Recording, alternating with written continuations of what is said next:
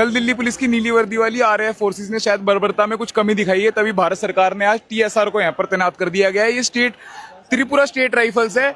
इनको भाषा भी समझ में नहीं आएगी नई दिल्ली के लोगों की, जब ये प्रोटेस्ट कर रहे होंगे ना, या दंगे की सिचुएशन होगी यहाँ पर, क्योंकि इतने सारे लोग खड़े हैं यहाँ पर। नरक जतन साइमाना दिल्ली ने जंतर मंतर सीजीपी पार्टी रक प्रोटेस्ट खाइतंग मानी ताई अ सालनि सालताम रमै सीजीपी नि बर रक चला सिकला बरे सिकला कबांमा बुजा खा सीआरपीएफ बीएसएफ रक बाय ताई तिनि फुंगका आतमसा नुकजाखा त्रिपुरा नि टीएसआर थांगनि आरो नुकजाखा ताई त्रिपुरा नि स्टेट राइफल तामनि बागे आरो थांगा हांगाके जे सीजीपी नि बरक चला सिकला बरे सिकला कबांमा बुजा खा बीएसएफ ताई सीआरपीएफ रक बाय आबनि बागे से बरंग न रैने ताक त्रिपुरा नि स्टेट राइफल न नाखाना हनैने ताक सोशल मीडिया वायरल हंग तंग नरक अमान पे में बनपुरे बाहे में तंग कमेंट कई सारे।